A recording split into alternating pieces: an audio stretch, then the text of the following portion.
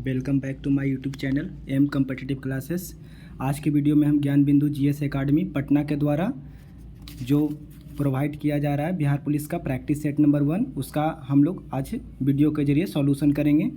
अगर आपको वीडियो अच्छा लगे तो लाइक कीजिएगा, सब्सक्राइब कीजिएगा, वीडियो को शेयर कीजिएगा। सबसे फर्स्ट क्वेश्चन है दोस्त, हम लोग देखते हैं फर्स्ट क्वेश्चन की तरफ हम लोग बढ़ते हैं। सबसे फर्स्ट क्वेश्चन में कहा गया है ऋग्वेद के किस मंडल में सोम देवता का उल्लेख है। ऋग्वेद के किस मंडल में सोम देवता का उल्लेख है। तो सबसे पहले हम लोग चारों ऑप्शन का सॉल्यूशन पहले आंसर देख लेते हैं। इसका आंसर क्या होगा? ऑप्शन नंबर सी होगा। 9वें मंडल में सोम देवता का उल्लेख है। सर सबसे पहले अब ऑप्शन ए की बात करें तो ए में किस चीज़ का वर्णन है? तो ए में जो विश्वामित्र के द्वारा जो रचित गायत्री मंत्र है सूर्य देवता को समर्पित, उसका उल्लेख किया गया है। 8वें मंडल में हस्तलिखित ऋचाओं को खील कहा गया है। ये जो 8वें मंडल है, ये 8वें मंडल में हस्तलिखित ऋचाओं को खील कहा गया है। 10वें मंडल में पुरुष सूक्त समाज का वर्णन किया गया है। पुरुष सूक्त समाज का वर्णन किया गया है। ऋग्वेद के बारे में जानते हैं। वेदों की संख्या कितना है? 4। ऋग्वेद, सामवेद, यजुर्वेद, अथर्ववेद, 4 वेद है। चारों वेद को मिलाकर हम लोग क्या बोलते हैं? संहिता। चारों वेद को मिला करके हम लोग क्या बोला जाता है? संहिता बोला जाता है। चारों वेद में सबसे पुराना वेद है ऋग्वेद, सबसे नया वेद है अथर्ववेद।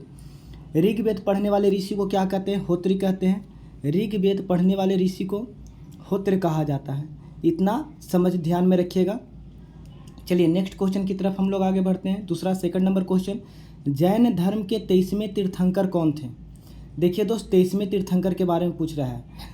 तो जैन धर्म में अभी तक टोटल 24 तीर्थंकर हुए हैं। टोटल 24 तीर्थंकर। प्रथम कौन है? जैन धर्म के संस्थापक किसे कहा जाता है? ऋषभ देव को कहा जाता है। जैन धर्म के संस्थापक ऋषभ देव को, और जो संस्थापक थे उनको प्रथम तीर्थंकर कहा गया है। यहाँ पे पूछ रहा है 23वां तीर्थंकर, तो 23वां तीर्थंकर आंसर हो जाएगा ऑप्शन नंबर सी, पार्श्वनाथ 23वें तीर्थंकर हैं। और ऊपर से अगर हम लोग फर्स्ट सेकंड थर्ड की बात करें, अगर ऊपर से हम लोग 24 तीर्थंकर में ज़्यादा 24 याद नहीं करना है, 1 2 3 ऊपर से याद कीजिए, खुद ब खुद याद हो जाएगा। प्रथम तीर्थंकर पार्श्वनाथ, सेकंड तीर्थंकर कौन थे? अजीतनाथ, सेकंड तीर्थंकर अजीतनाथ, और थर्ड कौन है? संभवनाथ, थर्ड तीर्थंकर संभवनाथ। प्रथम तीर्थंकर जो थे इनका चिन्ह जो था वो आपका क्या है? प्रथम तीर्थंकर का चिन्ह जो है सांड है। क्या है?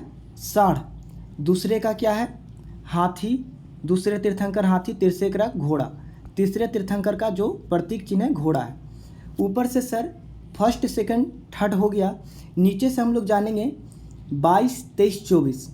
22 23 24 का जानेंगे हम लोग। 22वें तीर्थंकर कौन है? सबसे पहले इस बात को ध्यान रखिएगा। तो आपका 22वें तीर्थंकर अरिष्टनेमि हो जाएंगे। ये जो अरिष्टनेमि है वो 22वें हो जाएंगे। ठीक है। 23वां कौन हो जाएगा? 23वां कौन हो जाएगा? तो आपका पार्श्वनाथ यहाँ दिया हुआ है। 24वां कौन हो जाएगा? महावीर। 24वां महावीर। अरिष्टनेमि का प्रतीक चिन्ह क्या है? तो अरिष्टनेमि का जो प्रतीक चिन्ह है आपका, इनका शंख है। अरिष्टनेमि का शंख। पार्श्वनाथ का क्या है? सर, और महावीर का सिंह। महावीर का सिंह। आगे बात करते हैं नेक्स्ट क्वेश्चन में, थर्ड नंबर क्वेश्चन में, निम्न में से किस लेख में अशोक का नाम अशोक मिलता है? अशोक का नाम अशोक उल्लेख किया गया है। मौस्की अभिलेख, गुर्जरा अभिलेख और उडगोलम अभिलेख, यानी ये तीनों सभी में इनका अशोक का नाम अशोक मिलता है। सर आगे बात करते हैं अशोक का। तो अशोक के बारे में जो सबसे ज़्यादा फेमस क्वेश्चन पूछा जाता है वो कलिंग युद्ध के बारे में पूछा जाता है। कलिंग युद्ध। कलिंग युद्ध कब लड़ा गया था? 261 ईसा पूर्व। 261 ईसा पूर्व। सर उसके बाद अगर बात करते हैं कलिंग युद्ध के बाद जो अशोक था कौन से धर्म को अपना लिया था? तो कलिंग युद्ध के बाद अशोक बौद्ध धर्म को अपना लिया था। और कलिंग युद्ध का वर्णन का उल्लेख अशोक के किस शिलालेख में? तो 13वें शिलालेख में। कलिंग युद्ध का वर्णन किस शिलालेख में मिलता है? 13वें शिलालेख में मिलता है। इस चीज़ को ध्यान रखिएगा। आगे बात करते हैं महमूद गजनबी के सबसे चर्चित आक्रमण। महमूद गजनबी का सबसे चर्चित आक्रमण सोमनाथ मंदिर पर कब किया गया था? सोमनाथ मंदिर पर। तो देखिएगा सबसे चर्चित आक्रमण 1025 ईस्वी में किया गया था सोमनाथ मंदिर पर। भारत पर महमूद गजनबी ओवरऑल 17 बार आक्रमण किया था। 17 बार। इस चीज़ की जानकारी हमको किस इतिहासकार के द्वारा प्राप्त होता है? तो इतिहासकार इलियट के द्वारा, इतिहासकार इलियट के द्वारा यह जानकारी प्राप्त होती है कि मोहम्मद गजनवी भारत पे 17 बार आक्रमण किया था। सबसे पहले कब किया था सर? तो सबसे पहले 1000 ईस्वी में सीमावर्ती इलाकों में किया था और छोटे मोटे क्षेत्रों पर कब्जा किया था। सेकंड जो किया था 1001 ईस्वी में किया था, अब पंजाब के शाही शासक जयपाल के विरुद्ध किया था। जयपाल का इसमें हार हो गया था और तत्पश्चात वो आग में कूदकर आत्महत्या कर लिया था। 1008 ईस्वी में महमूद गजनवी के द्वारा नागरकोट के विरुद्ध हमला किया गया था, जो मूर्तिवाद के विरुद्ध पहली जीत बताई गई थी। मूर्तिवाद के विरुद्ध पहली जीत 1008 ईस्वी में महमूद गजनवी को प्राप्त हुआ था। नेक्स्ट क्वेश्चन की बात करते हैं, 5 नंबर क्वेश्चन, हुमायूं द्वारा लड़े गए 4 प्रमुख युद्धों का सही क्रम क्या है? हुमायूं के द्वारा सबसे पहला युद्ध देवरा का युद्ध लड़ा गया था, चौसा, बिलीग्राम, सरहिंद। देवरा का युद्ध कब लड़ा गया था? देवरा का युद्ध लड़ा गया था 1531 ईस्वी में। देवरा का युद्ध 1531 में, चौसा का युद्ध 1539 में, बिलीग्राम का युद्ध 1540 में और सरहिंद का युद्ध 1555 में। सरहिंद का युद्ध कब लड़ा गया? 1555 में लड़ा गया था। ठीक है, और इसी युद्ध के बाद हुमायूं जो था पुनः गद्दी पे प्राप्त किया था। सूरी शासक सिकंदर को हरा दिया था और पुनः दिल्ली की गद्दी पे स्थापित हो गया था। ठीक है, आगे बात करते हैं, राजस्व के निम्न दिए गए किन व्यवस्था के तहत सरकार और किसान के बीच कोई बिचौलिया वर्ग नहीं था? तो ये आपका हो जाएगा रैयत बाड़ी व्यवस्था। इसका आंसर हो जाएगा रैयत बाड़ी व्यवस्था, ऑप्शन नंबर सी। सर रैयत बाड़ी व्यवस्था, सॉरी रैयत बाड़ी व्यवस्था, ये ऑप्शन नंबर सी यहाँ पे हो जाएगा। रैयत बाड़ी व्यवस्था को स्टार्ट किया था थॉमस मुनरो के द्वारा और कैप्टन रीड के द्वारा यह स्टार्ट किया गया था। सर अस्थाई बंदोबस्त 1793 में, अस्थाई बंदोबस्त जो लागू किया गया था 1793 में लागू किया गया था। अस्थाई बंदोबस्त कॉर्नवालिस के समय में, लॉर्ड कॉर्नवालिस। महालवाड़ी व्यवस्था के बारे में जब बात करते हैं सर, तो महालवाड़ी व्यवस्था लॉर्ड विलियम बेंटिंग के द्वारा शुरू किया गया था। ठीक है, आगे बात करते हैं 7 नंबर क्वेश्चन, निम्न में किस गवर्नर जनरल या वायसराय को एक अफगान शेर अली अफरीदी के ने पोर्ट ब्लेयर में चाकू मारकर हत्या कर दिया था? चाकू मारकर, ये लॉर्ड मेयो की हत्या कर दिया गया था। लॉर्ड मेयो के बारे में जानकारी लेते हैं, तो लॉर्ड मेयो के समय में ही सबसे पहले 1872 में जनगणना का शुरुआत किया गया था और पहली नियमित जनगणना 1881 में, पहली बार नियमित जनगणना 1881 में लॉर्ड रिपन के समय में हुआ था। नेक्स्ट बात करते हैं, 1857 की क्रांति के समय किस इतिहासकार का मत था कि यह राष्ट्रीय विद्रोह था? तो यह राष्ट्रीय विद्रोह था 1857 की क्रांति के बारे में कहने वाले जो इतिहासकार हैं वो डिजराइली थे। कौन थे? डिजराइली के द्वारा कहा गया था। सर जॉन लॉरेंस एवं सीले के द्वारा क्या कहा गया था? तो सर जॉन लॉरेंस एवं सीले के द्वारा यह पूर्णतया सिपाही विद्रोह था। सर जॉन लॉरेंस एवं सीले के द्वारा कहा गया था। नेक्स्ट है, सर जेम्स ऑटरम एवं टेलर के द्वारा ये कहा गया था कि यह अंग्रेजों के विरुद्ध हिंदू एवं मुसलमानों का षड्यंत्र था। अंग्रेजों के विरुद्ध हिंदू एवं मुसलमानों का षड्यंत्र था। टी.आर. होम्स के द्वारा कहा गया था बर्बरता एवं सभ्यता के बीच युद्ध। टी.आर. होम्स के द्वारा बर्बरता एवं सभ्यता के बीच युद्ध बोला गया था। नेक्स्ट क्वेश्चन है, महाराष्ट्र का एक क्रांतिकारी पत्रिका काल का संपादन किसने किया था? काल का संपादन परांजपे के द्वारा किया गया था। सर बाल गंगाधर तिलक के द्वारा गीता रहस्य पुस्तक लिखा गया था। बरिंद्र कुमार घोष के द्वारा आपका भवानी मंदिर लिखा गया था। और भूपेंद्र नाथ दत्त और बरिंद्र कुमार घोष के द्वारा संयुक्त रूप से युगांतर नामक समाचार पत्र का प्रकाशन किया गया था। युगांतर नामक समाचार पत्र का प्रकाशन भूपेंद्र नाथ दत्त एवं बरिंद्र कुमार घोष के द्वारा किया गया था। नेक्स्ट क्वेश्चन है, निम्नलिखित में से कौन कैबिनेट मिशन के सदस्य नहीं थे? तो कैबिनेट मिशन के सदस्य जो नहीं थे सर, वो आपका क्लाइमेट एटली साहब नहीं थे। क्लाइमेट एटली ये जो थे, स्टेफोर्ड क्रिप्स सही है, पैथिक लॉरेंस सही है, ए.बी. अलेक्जेंडर सही है, ये आपका गलत हो जाएगा। तो आगे इसके बारे में अगर हम लोग जब बात करते हैं तो क्लाइमेट एटली क्या थे? तो आज़ादी के समय इंग्लैंड के प्रधानमंत्री कौन थे? तो क्लाइमेट एटली थे।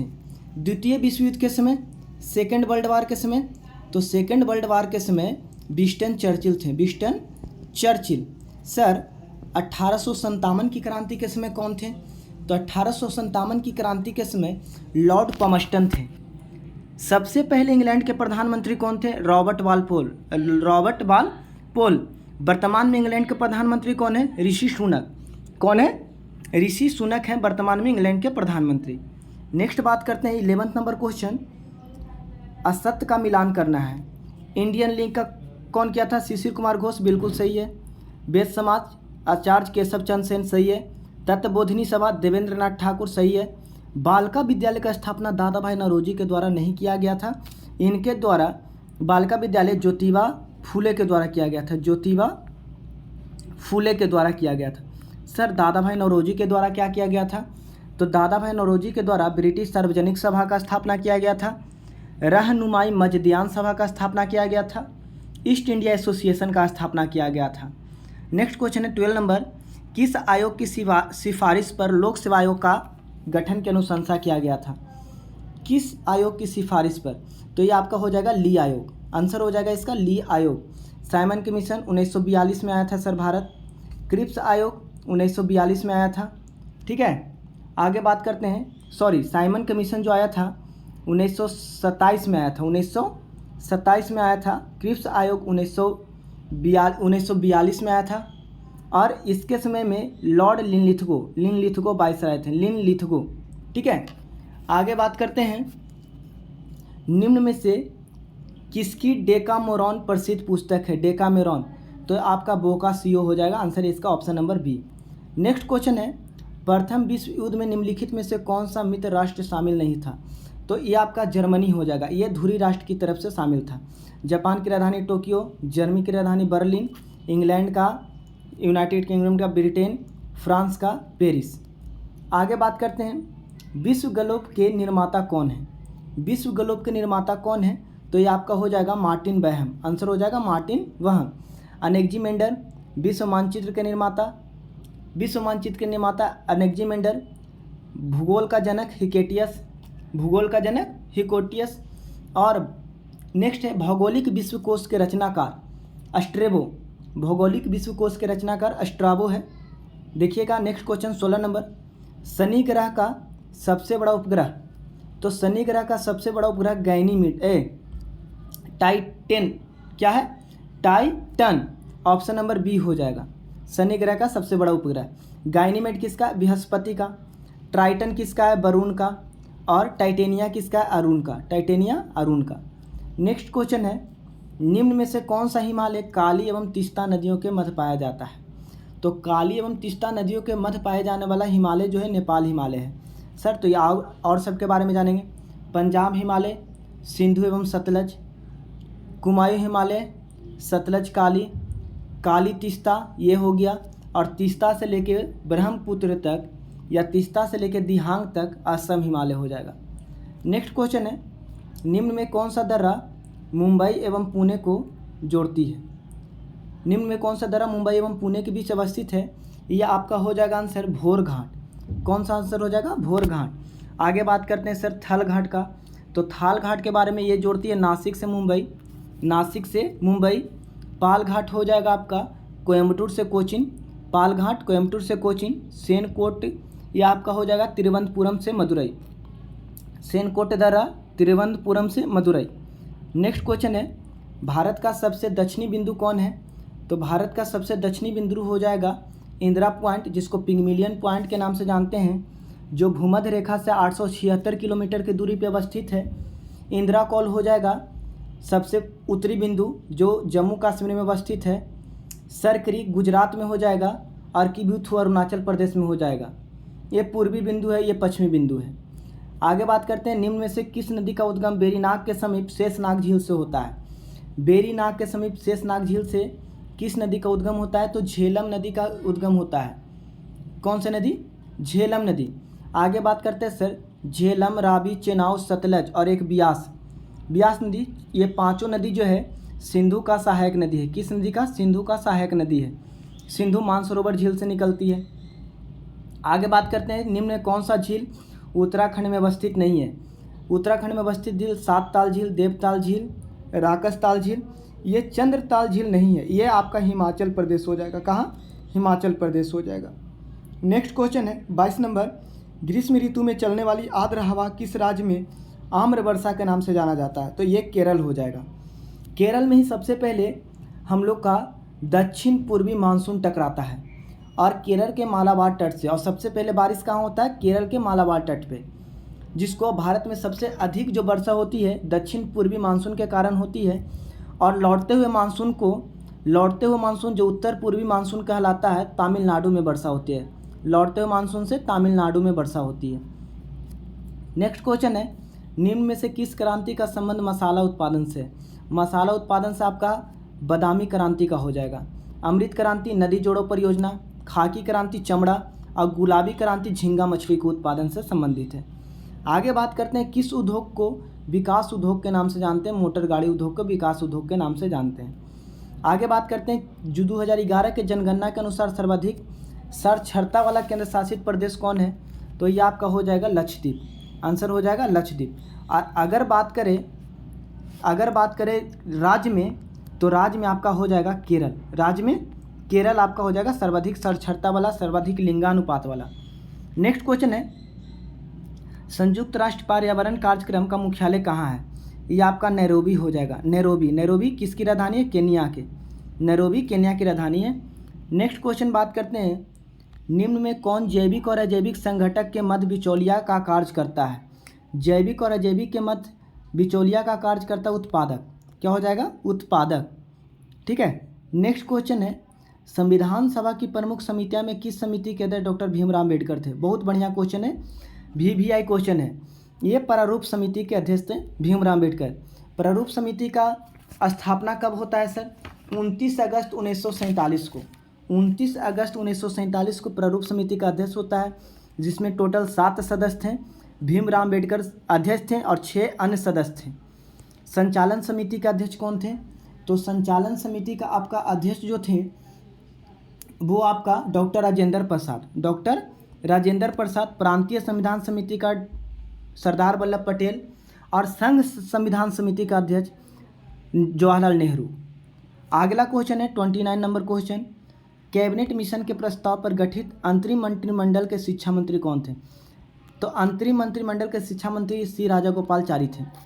आज़ाद भारत के सबसे पहले शिक्षा मंत्री कौन थे?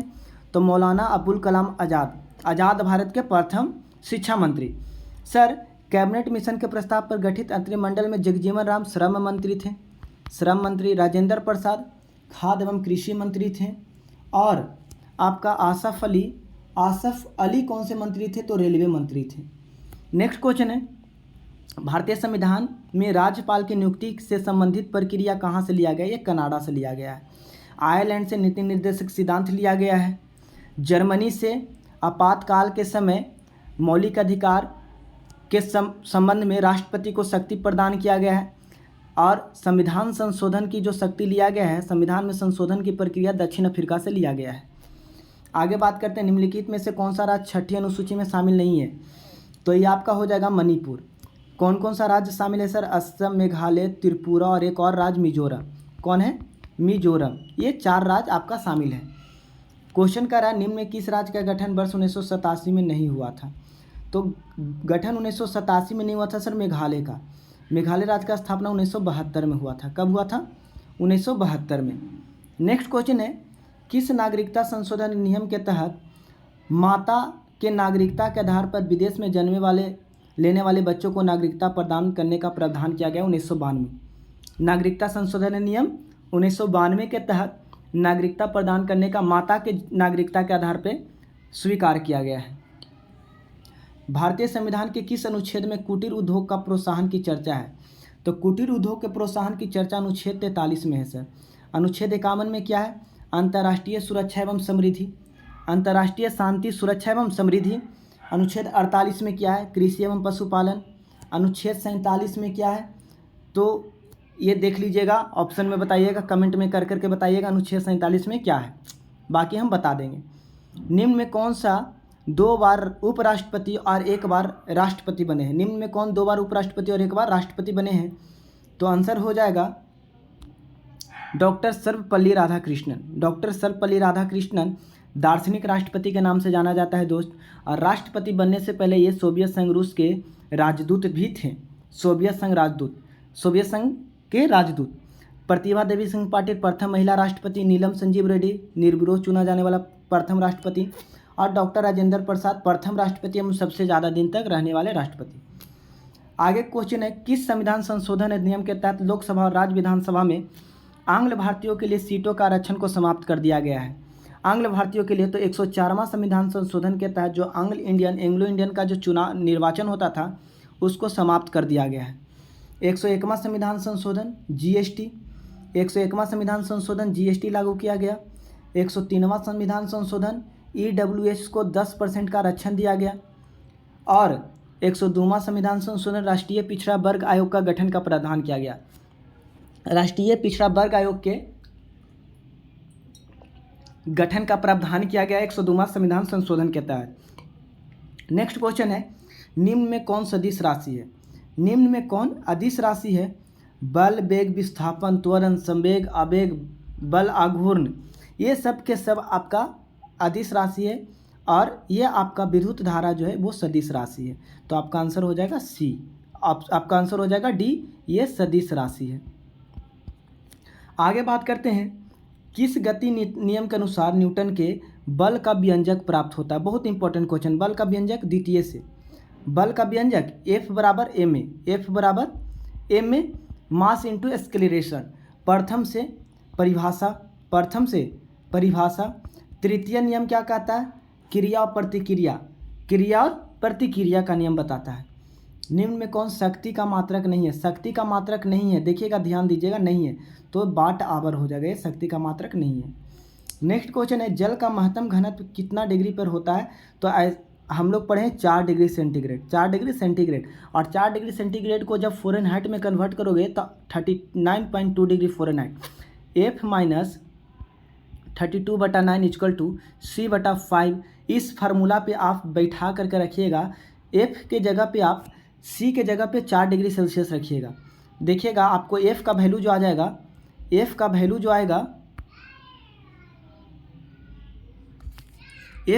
जो आएगा वो आपका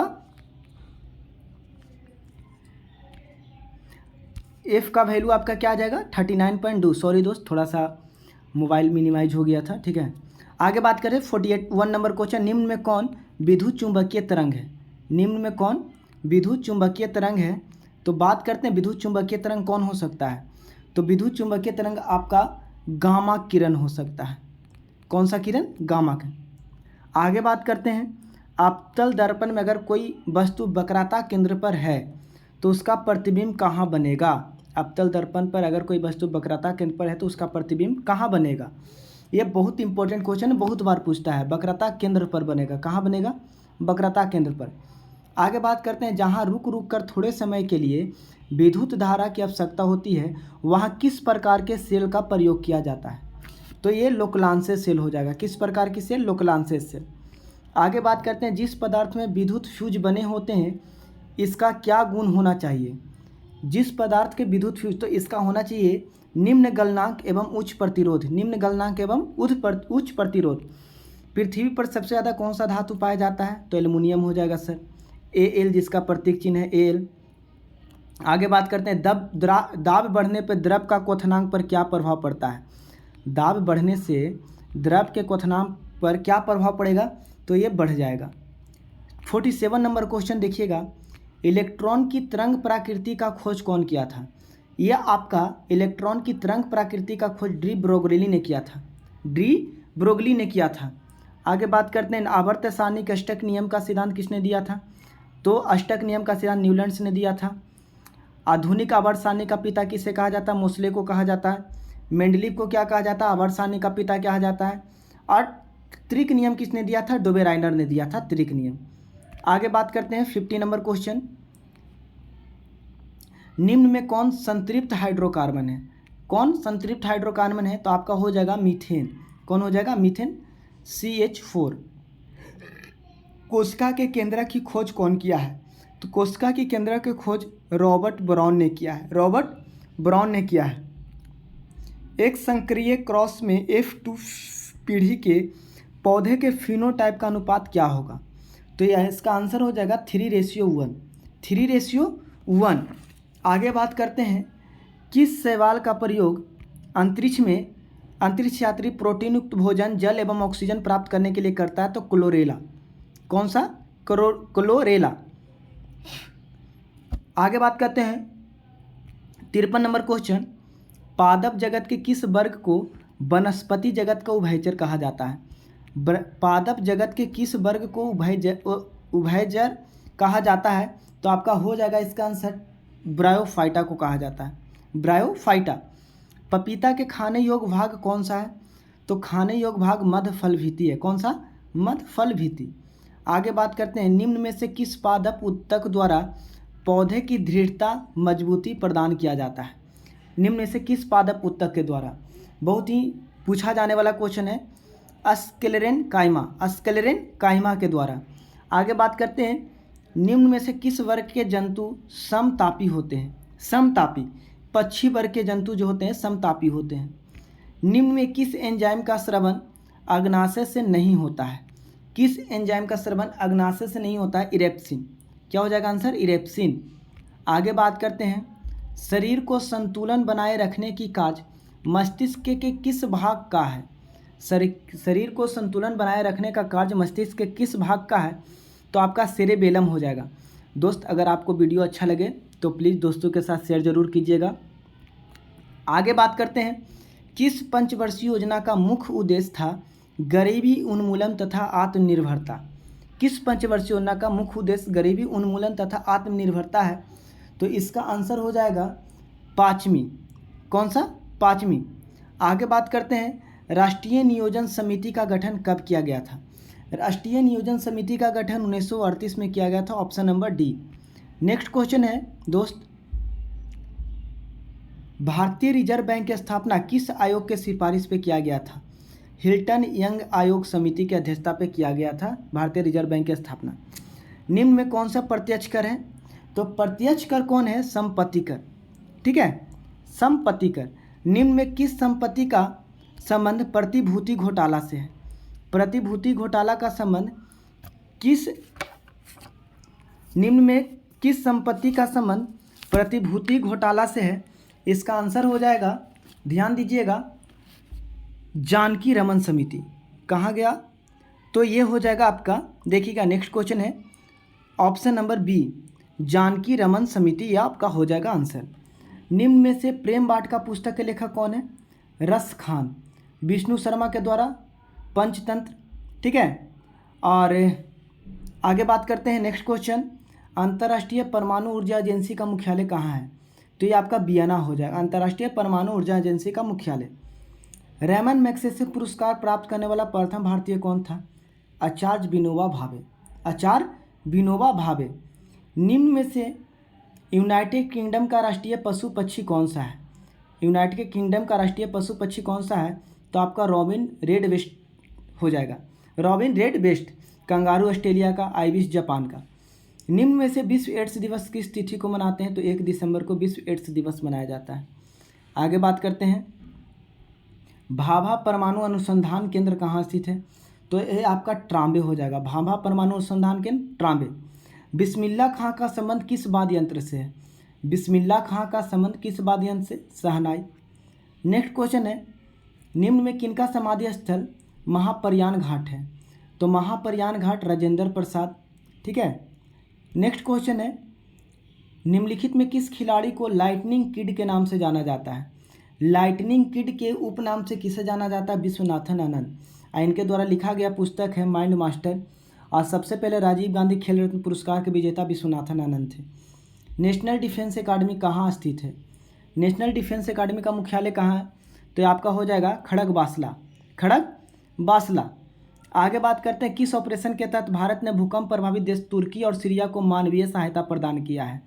तुर्की और सीरिया को जो मानवीय सहायता प्रदान किया गया ऑपरेशन दोस्त के तहत किया गया है। आगे बात करते हैं 75 नंबर क्वेश्चन, हाल ही में T20 अंतर्राष्ट्रीय क्रिकेट में 100 विकेट की उपलब्धि हासिल करने वाली पहली भारतीय महिला क्रिकेटर कौन बन गई? तो ये आपका हो जाएगी दीप्ति शर्मा। 100 विकेट हासिल करने वाली। आगे बात करते हैं डॉक्टर भीमराव अम्बेडकर की 131वीं जयंती के शुभ अवसर पर 70 फुट ऊंची प्रतिमा स्टैचू ऑफ नॉलेज का स्थापना कहाँ कर किया गया? स्टैचू ऑफ नॉलेज, तो इसका आंसर हो जाएगा लातूर महाराष्ट्र, लातूर महाराष्ट्र में। आगे बात करते हैं भारत और किस देश के बीच, भारत और उज्बेकिस्तान के बीच जो अभ्यास होता है डस्टलीग, उसका आयोजन कहाँ किया गया? उत्तराखंड। उसका आयोजन कहाँ किया गया? उत्तराखंड। डस्टलीग अभ्यास भारत और उज्बेकिस्तान के बीच में होता है। 78 number question, Madrid international book fair के थीम देश कौन सा था? Bharat. Madrid international book fair theme देश भारत। मैड्रिड किसकी राजधानी है? स्पेन की। स्पेन की राजधानी मैड्रिड। फ्रांस का पेरिस, चीन का बीजिंग, नेपाल का काठमांडू। आगे बात करते हैं मैथ का क्वेश्चन है दोस्त। तो मैथ का क्वेश्चन देखिएगा, मैथ का क्वेश्चन वीडियो के जरिए प्रोवाइड करवा देंगे। अभी फ़िलहाल हम सिर्फ आंसर बताते जा रहे हैं। इसका आंसर कुछ मिसप्रिंट है, ठीक है। 79 का आंसर ऑप्शन नंबर ई कर लीजिएगा, इनमें से कोई नहीं, इनमें से कोई नहीं, ठीक है ना।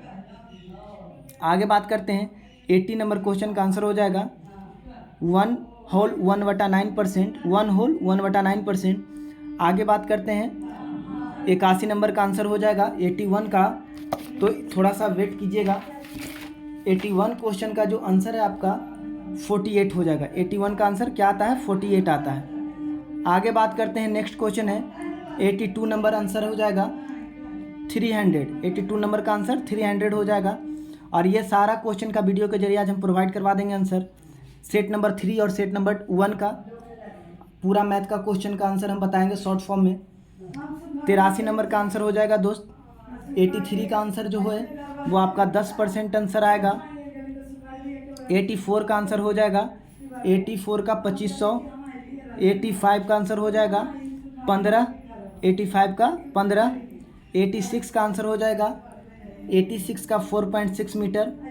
87 का आंसर हो जाएगा 4.87। 87 का आंसर हो जाएगा 1/7, 1/7। 88 का आंसर जो है दोस्त, 88 का बहुत ईजी मैथ है, मैथ में कोई प्रॉब्लम नहीं होनी चाहिए। 88 का आंसर जो हो जाएगा आपका, ध्यान दीजिएगा, इनमें से कोई नहीं, इनमें से कोई नहीं। 89 का आंसर हो जाएगा 89 का 400। ये मैथ और रीजनिंग भी दे रखा है, रीजनिंग का भी सॉल्यूशन आपको वीडियो के जरिए दे देंगे। देखिए 90 का आंसर हो जाएगा 49। एप्पल 5 है, 1 2 3 4 5, इसमें नंबर ऑफ लेटर 5 है, 5 का स्क्वायर कर दिया 25। 6 है तो 6 का स्क्वायर 36। 7 है इसमें तो 7 का स्क्वायर 49। इसी तरीके से सब किया होगा, बहुत ईजी क्वेश्चन है। 91 का आंसर हो जाएगा ऑप्शन नंबर बी। 92 का आंसर हो जाएगा आप भला तो जग भला। वाक्य में निम्नांकित शब्द रेखांकित शब्द कौन सा सर्वनाम है? तो ये सर्वनाम हो जाएगा निजवाचक सर्वनाम, निजवाचक सर्वनाम। 93 का आंसर हो जाएगा उल्लास शब्द का संधि विच्छेद कौन सा है? उत्जोर लास, उत्जोर लास। सुख दुख कैसा समास है? सुख दुख द्वंद्व समास है। आगे बात करते हैं 95 नंबर क्वेश्चन, कलेजे पर सांप लौटना मुहावरे का अर्थ क्या है? तो ईर्ष्या से जल उठना, ईर्ष्या से जल उठना। आगे बात करते हैं 96 इंग्लिश का क्वेश्चन है। 96 का आंसर हो जाएगा D, to be greedy the for money, to be greedy for money. Opposite meaning पूछ रहा है सब्ट्रैक्टेड का, तो इसका आंसर हो जाएगा एडजसेंट, एडजसेंट। 98 का एक्सप्लिट, correct the word meaning, choose the word meaning that means the same are given words. तो एक्सप्लिट का मतलब क्या होता है? तो इसका मतलब हो जाएगा स्पेसिफाई, स्पेसिफाई। 99 का आंसर हो जाएगा house of shelter for a dog. House of shelter for a dog, कुत्ते के रहने वाले घर को क्या कहते हैं? तो केनल कहते हैं, कुत्ते के रहने वाले घर को केनल कहते हैं। 100 नंबर क्वेश्चन का आंसर हो जाएगा सी, फ्लू। दोस्त आपको जितना भी मैथ और रीजनिंग बच गया उसका एक अलग वीडियो के जरिए फुल सॉल्यूशन के जरिए आपको प्रोवाइड करवा दिया जाएगा। अगर आपको वीडियो अच्छा लगे तो प्लीज़ सपोर्ट कीजिए, सब्सक्राइब कीजिए, दोस्तों के बीच में शेयर कीजिए। थैंक यू सो मच, बहुत बहुत धन्यवाद वीडियो देखने के लिए।